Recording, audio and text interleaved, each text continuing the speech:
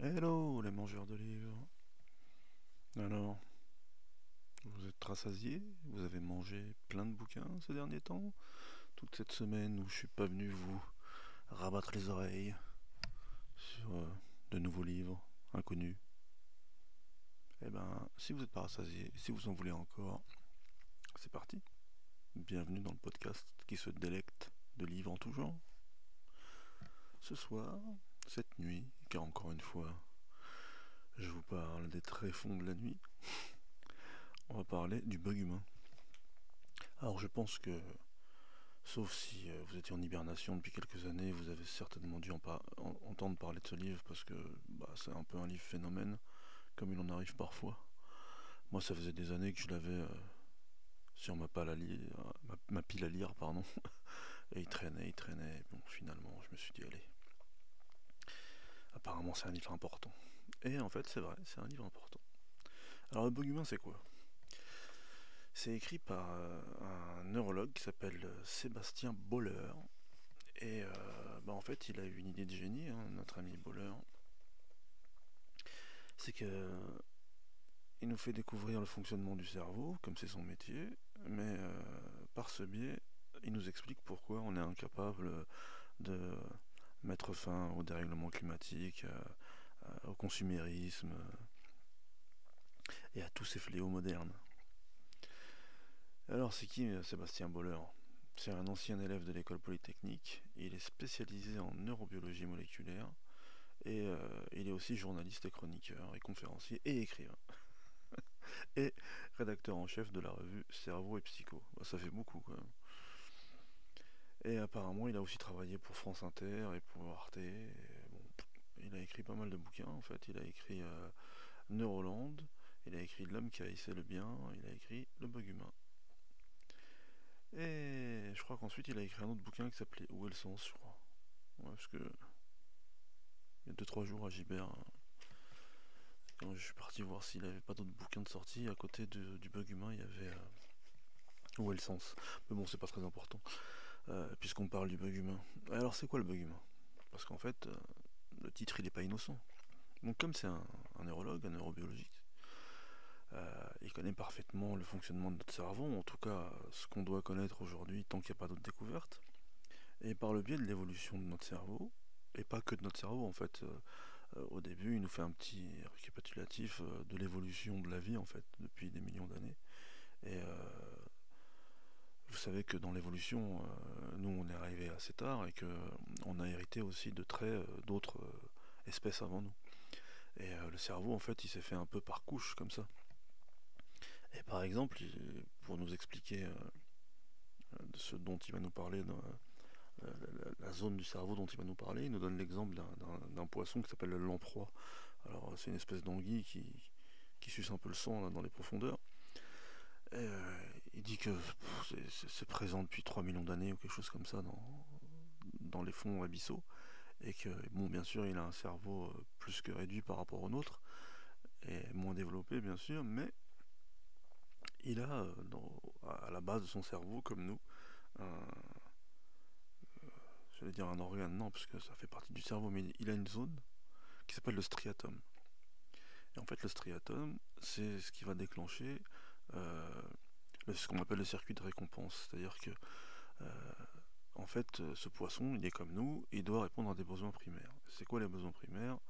Se nourrir, se reproduire, euh, essayer d'être au-dessus de tous les autres, avoir besoin de statut social, parce que si on a du statut social justement, ça va nous permettre d'être au-dessus des autres et de mieux nous nourrir et mieux nous reproduire. Et enfin, essayer d'en faire le moins possible pour atteindre tous ces buts. Et donc il explique qu'il y a 3 millions d'années déjà, le lamproie, il était dirigé par ça, et que quand il arrivait à atteindre un de ses buts, et ben le striatum envoyait, les neurones qui étaient dans le striatum envoyaient un signal justement, et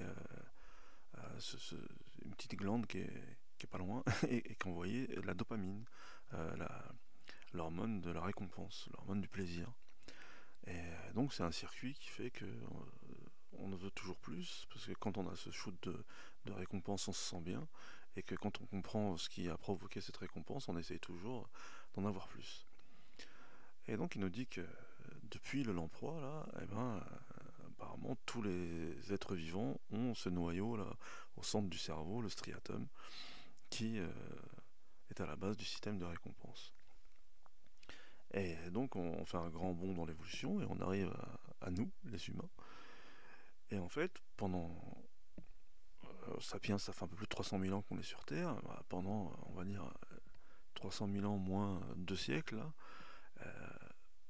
ça posait pas de problème qu'on ait ce mécanisme primaire en nous, parce que ça nous a permis justement de, de pouvoir survivre à un environnement difficile, ça nous a permis justement de pouvoir nous reproduire, de pouvoir avoir une population qui augmente au fur et à mesure du temps, ça nous a permis euh, d'avoir des sociétés hiérarchisées, ça nous a permis de nous développer. Mais on arrivait justement, grâce à tous ces efforts à travers les millénaires, on est arrivé dans une société où en fait, euh, paradoxalement, euh, c'est devenu un handicap, ce système de récompense, parce que dans notre société, justement, on a tout maintenant. On a tout, mais notre cerveau n'est pas au courant. En tout cas, cette partie du cerveau, là, elle continue à fonctionner comme quand on était dans une société moins providentielle et où on avait besoin justement de ces shoots de dopamine pour survivre, pour continuer à progresser. Alors il nous donne plein d'exemples. Un de ces exemples, j'allais dire un exemple par exemple, non. Parce que après, bien sûr, il va détailler dans le livre, étape par étape, par rapport à tous ses besoins justement primaires. Ne serait-ce que le premier, le besoin de nous nourrir par exemple. Il nous explique pardon, que à l'époque préhistorique, lorsqu'une tribu justement arrivait à tuer une proie importante et à la ramener au campement, bah, l'ensemble de la tribu se jetait sur la carcasse et lui faisait un sort et essayait d'en manger le plus possible, le plus rapidement possible, parce qu'ils ne savaient pas si le lendemain ou le jour d'après ils arriveraient à avoir la même quantité de nourriture disponible ou à arriver encore à tuer un autre animal. Alors bien sûr, à l'époque, c'était tout à fait normal d'avoir un comportement de ce genre parce que justement, ils étaient tenaillés par la faim souvent et ils savaient que la survie c'était de faire le plus de réserves possible.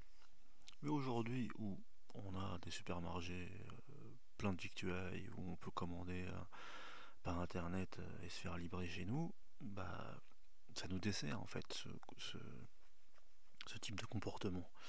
Le problème c'est qu'on est toujours programmé de la même façon. On l'a toujours et le problème aussi c'est que la faim en fait toute seule en fait ça sert à rien. La faim c'est juste une incitation pour avoir l'action de se nourrir. Et par exemple, il nous explique que quand les neurologues ont compris que la faim était le stimuli qui permettait ensuite au striatum d'activer les neurones de la récompense de la dopamine une fois qu'on avait réussi à se nourrir. Et, cette dopamine était libérée. Sur des souris, ils ont fait en sorte de neutraliser ces neurones et ils se sont rendus compte que ensuite les, les souris ignoraient complètement le sentiment de faim. Et puis s'il n'y avait plus le système de récompense de la dopamine, ils ne voyaient pas l'intérêt de se nourrir. Et ensuite, on a fait aussi ces expériences sur des êtres humains où plutôt on s'est rendu compte que chez certains êtres humains, il y avait suite à un accident par exemple ou alors une malformation, euh, ce circuit de récompense était atrophié et en fait pareil ils se laissaient mourir de faim. Si on les nourrissait, ils mangeaient, ils étaient contents de manger, mais si on les laissait tout seuls, ils restaient apathiques comme ça pendant des jours sans se nourrir. Et donc c'est à la fois un instrument de survie, ce striatum, mais dans la société actuelle, ça nous dessert par rapport à la nourriture. C'est pour ça que la plus grande épidémie de notre temps, c'est l'obésité. Parce qu'en réalité, on se dit souvent, ouais, c'est des gens faibles, les mecs qui restent devant leur canapé, qui se bourrent de chips devant la télé, ou qui boivent des litres de coca. Mais en réalité, c'est juste que c'est des gens qui sont un peu plus sensibles à cette incitation-là de la faim, et qui ont encore le réflexe de manger le plus possible sans faire attention à la satiété en réalité, en se disant, en fonctionnant comme nos ancêtres et en se disant, on sait jamais, peut-être qu'il n'y aura plus à bouffer demain, donc je mange le plus possible. Mais le fait est qu'il y a à manger demain, il y a à manger le surlendemain, il y a à manger même la minute d'après, Et donc, on fait face à la plus grande épidémie d'obésité de tous les temps. Et on peut appliquer ça donc à tous les besoins justement vitaux qui sont dictés par notre striatum. Par exemple, euh, le fait qu'on consomme beaucoup aujourd'hui, pas que de la nourriture, mais je veux dire, euh, tout le monde veut le dernier téléphone, la dernière voiture, la dernière basket, etc. En fait, ça vient d'un besoin. Si on n'y réfléchit pas, on n'y pense pas tout de suite. Ça vient du besoin de statut social. Alors pourquoi le statut social? Parce que pareil, autrefois, pour qu'un être humain... Et ça, pareil, ils se sont rendus compte que c'était plus chez l'homme que chez la femme, parce que d'un point de vue évolutif, pendant des millénaires, c'était plus l'homme qui avait besoin, entre guillemets, de séduire euh, la femme pour pouvoir se reproduire, et la femme était plus programmée justement pour être séduite par un homme fort, ou un homme qui avait beaucoup de biens, ou un homme dont elle était sûre qu'il allait euh, lui donner une grande descendance, et beaucoup de biens et beaucoup de nourriture pour assurer cette descendance. Et donc, l'homme est sensible au statut social. Et il nous donne l'exemple là, de, d'un groupe que le président Hoover aux États-Unis à l'époque, quand il est arrivé au pouvoir, avait constitué parce que c'était le moment où l'industrialisation des États-Unis était dans son plein boom, et ils se posaient la question de savoir si ils allaient réussir à écouler ces biens qu'ils produisaient. Parce qu'ils se disaient, c'est bien beau de réussir à produire des milliers de voitures, des milliers de frigos, des milliers de biens ménagers, mais est-ce que les gens vont vouloir les acheter? Et pareil, cette équipe, au bout de quelques mois, ont pondu un rapport qui disait que, en fait, la meilleure façon d'écouler tous ces biens, et en plus pour l'éternité, c'est de susciter la jalousie entre les gens, et de faire des pubs qui disaient, par exemple, ah, mais votre voisin a déjà la dernière Ford T, et ben si vous l'avez pas, bah, ce sera la honte pour vous, et personne ne vous regardera, et vous serez euh, mal vu dans votre quartier, par exemple.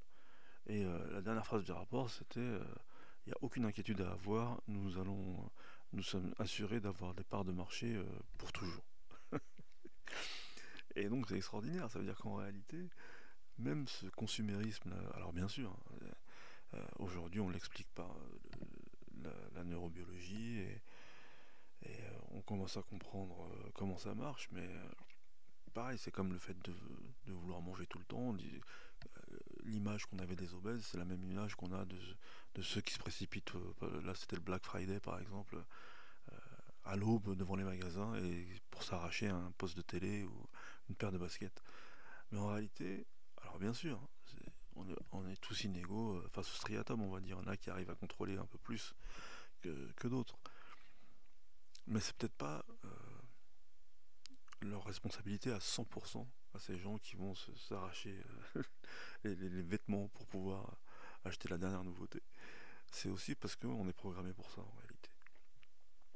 Et on peut appliquer donc ce phénomène à tous les besoins primaires, et notamment au fait qu'on on est conscient que le changement climatique nous mène à notre fin, et que pourtant on s'en fout, en fait, on continue à vivre comme on l'a toujours fait, euh, sans peur du lendemain en réalité. Et par exemple, encore une fois par exemple, pour ce qui est justement de tout ce qui est euh, la crise de la consommation de la pornographie en ligne. Moi par exemple, j'étais pas au courant que en réalité ils donnent des chiffres, mais en gros, genre un tiers des demandes sur internet, c'est des demandes de sites porno, ou pareil, un tiers, ou un quart, ou parfois même la moitié dans certaines zones du monde, euh, des visionnages de vidéos, c'est de la pornographie. Et en fait, c'est incroyable. Mais moi, je savais pas, par exemple. Vraiment, j'étais à milieu de me douter que c'était un tel phénomène, cette drogue-là de la pornographie. Mais il explique qu'en fait, parce que, pareil, pendant des millénaires, euh, entre guillemets, c'était dur de pouvoir assouvir ce besoin de sexualité qui était propre à l'être humain. Et qu'aujourd'hui, Alors bien sûr, c'est de la sexualité par procuration. C'est pas de la sexualité, elle met s'en rendu compte, pareil, en mettant des mecs dans des IRM pendant qu'ils regardaient des images porno.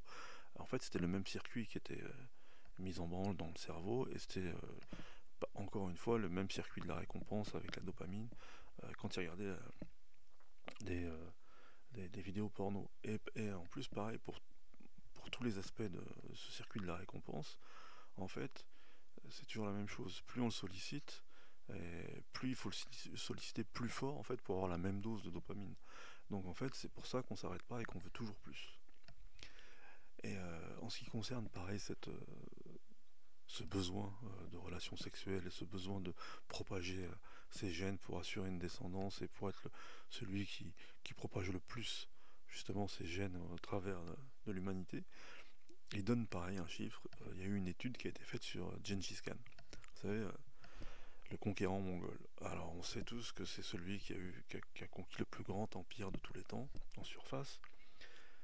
Mais est-ce que vous saviez que 0,5% de la population mondiale actuelle descend de Gengis Khan? C'est un truc de fou. Les historiens, les généticiens, ils ont calculé en fait que pendant toute sa vie, Gengis Khan, au cours de ses conquêtes, alors bien sûr par le biais d'abord de ses mariages, en fait, ensuite, enfin je veux dire de ses femmes légitimes, ensuite de ses concubines, et ensuite des viols qu'il a commis pendant toutes ses razzias, et plus des esclaves qu'il a eus, en gros, sa descendance, et la descendance de sa descendance, si on arrive aujourd'hui, c'était le XIIIe siècle, donc on va dire 7 siècles après, ou 8 siècles après, eh ben, il y a 0,5 millions, 0,5% de la population qui descend de Gengis Khan. Et il nous donne en fait cet exemple pour nous montrer qu'en réalité, là, c'est un mix de plusieurs besoins justement fondamentaux là, qui sont dictés par le striatum. C'était d'abord à la base le besoin de se reproduire, bien sûr, mais il y avait aussi le besoin justement de statut social et le besoin de domination. Ce qui font qu'en fait, Gengis Khan il a réussi à assouvir ses besoins qui se nourrissent les uns les autres en réalité. Il avait besoin de statut social, il a besoin de domination, il y est parvenu, et par le biais de la domination, il a réussi à propager ses gènes et en fait à assouvir le besoin d'une descendance nombreuse, fructueuse.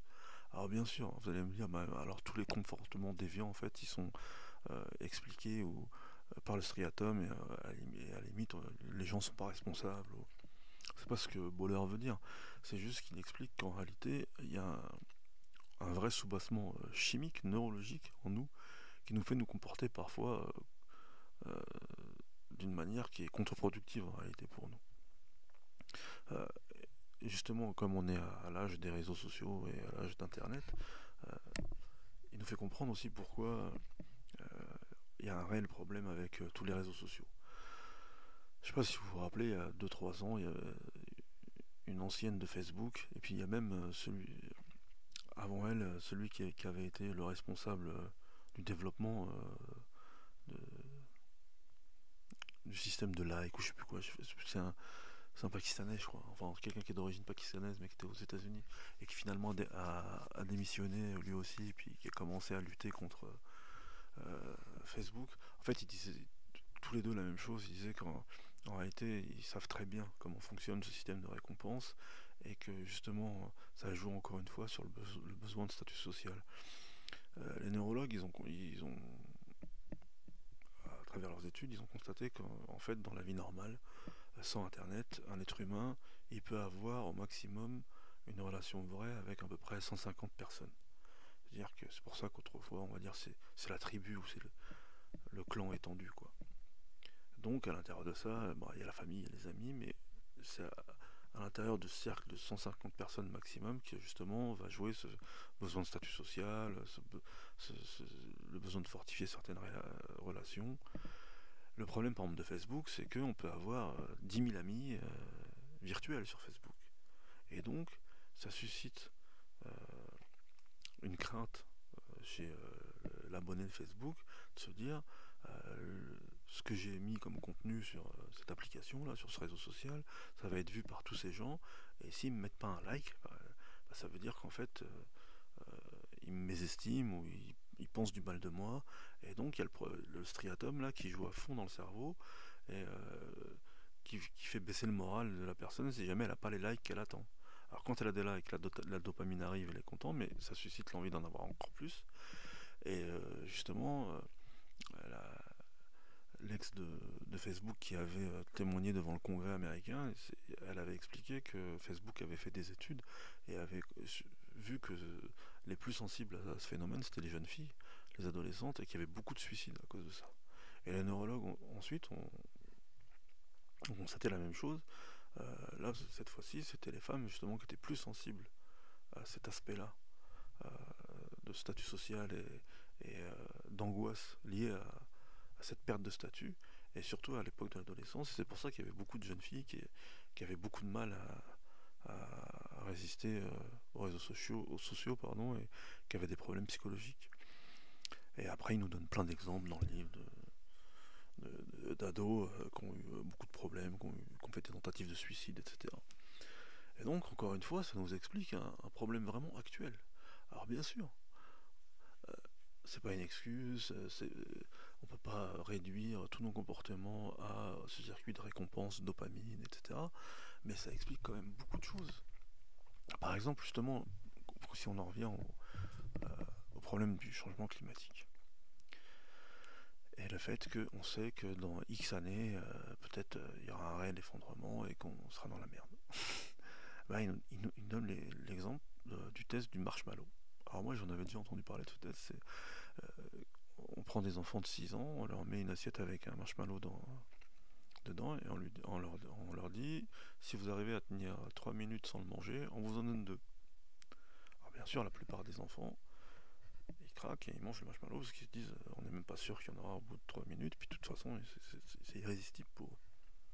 Alors avec ce test il y a plusieurs choses. La première chose c'est que déjà le stade de l'enfance c'est pas le stade de l'âge adulte.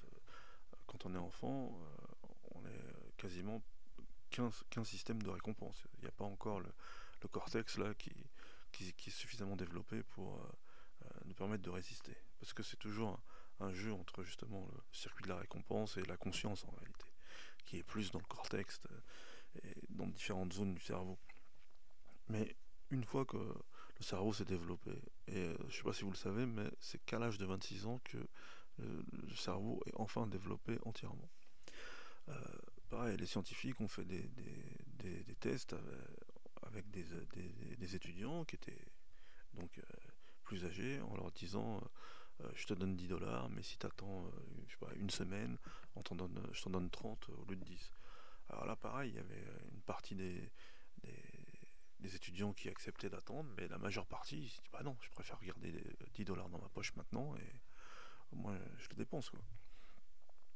Et en fait, pareil, ça vient de notre programmation ancestrale qui fait que, en gros, comme le dit le proverbe, un tien vaut mieux que deux tu l'auras. Et c'est un vrai problème parce que par rapport justement à la problématique du changement climatique, et ben en fait on est dans ce cas-là. On sait qu'on doit se restreindre sur plein de choses, qu'on doit changer de comportement sur plein de choses pour ne pas en subir les conséquences ensuite, mais on est bloqué dans le présent et dans le système de récompense d'aujourd'hui. Donc, et ça encore une fois, c'est peut-être pas 100% de l'explication, mais c'est un vrai biais cognitif, comme on pourrait dire. Même pas cognitif en réalité, parce que là c'est pas la cognition, c'est vraiment de la chimie pure et du système du striatum et de la dopamine qui court-circuite justement la résistance et la conscience.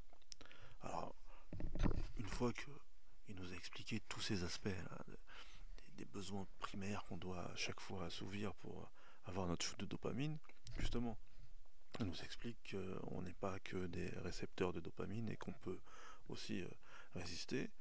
Et il nous explique justement le combat entre la conscience et la chimie, quoi. Et il nous explique que dans tout ce qui est le cortex cérébral, il y a justement d'autres neurones et d'autres systèmes qui nous permettent d'activer la résistance et la conscience pour pouvoir gérer justement ce système de récompense. Mais le truc, c'est que En fait, c'est comme un muscle, la résistance ou la conscience de soi. Et la manière dont on vit aujourd'hui ne nous permet pas aussi de valoriser ce côté-là de notre cerveau.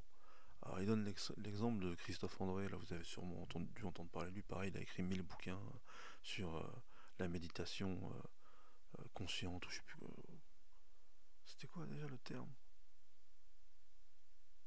La méditation en pleine conscience. Et en tout cas, vu que lui aussi c'était un scientifique et qu'il pouvait avoir accès à Christophe André, en gros, à un moment donné, il a fait des expériences avec lui, ils se sont rendus compte que justement, les gens qui pratiquaient la méditation, bah, ils arrivaient au bout d'un moment à, à fortifier leur conscience et à fortifier leur capacité de résister euh, à l'assouvissement des besoins primaires.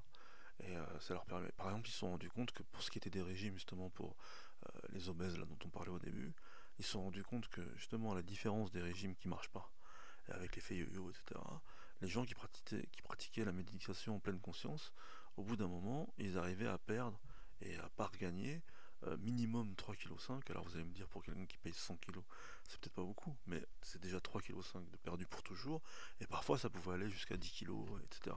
Alors ensuite, ils pouvaient faire jouer encore leur volonté pour faire du sport, pour faire autre chose et pour changer radicalement de vie. Mais ce qui nous explique en fait, c'est que ça va pas forcément de soi, justement, cette résistance à ces signaux et à ces neurones à dopamine, et qu'en fait il faut être conscient déjà de ça, du fonctionnement euh, de notre cerveau par rapport au circuit de la récompense, et qu'ensuite seulement on peut commencer à travailler euh, avec différents outils pour pouvoir dépasser euh, ce circuit de récompense et cette drogue à la dopamine. Alors bien sûr, après c'est comme pour tout. On n'est pas tous logés à la même enseigne. Euh, dans tous les exemples que je vous ai donnés, là, il y a des gens qui vont sûrement se dire, moi je m'en fous, j'arrive à résister à la bouffe, j'arrive à résister à Facebook, j'arrive à résister. Mais peut-être que celui qui dit qu'il s'en fout de Facebook, il s'en fout de la bouffe, peut-être qu'il est attiré par les meufs et qu'il a du mal à résister aux meufs. Ou peut-être que si c'est pas des meufs, il se dit que quand même il aimerait bien avoir la même voiture que son voisin, qui a la dernière Tesla qui est sortie, ou que sais-je encore.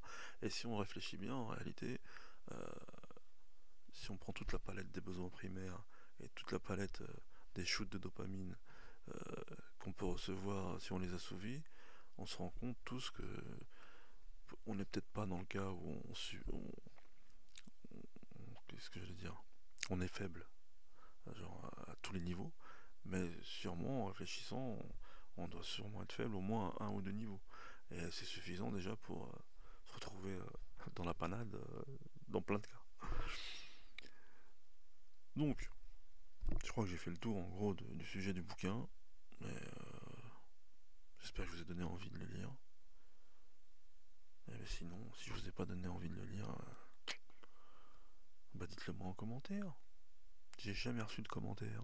C'est pas bien? Ah, je rigole. Bah voilà. Lisez Le Bug Humain de Sébastien Boller.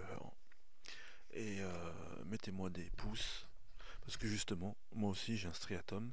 Et je suis très sensible à la récompense. Et j'aimerais bien avoir du statut social avec ce podcast. J'aimerais bien assouvir ma soif de valorisation. Et j'aimerais être le meilleur podcast littéraire de la toile. Donc mettez-moi des pouces, des étoiles, partagez le podcast et dites-moi que je suis le meilleur podcasteur de l'univers. A bientôt les mangeurs de livres. J'espère que ça vous a plu. Ciao.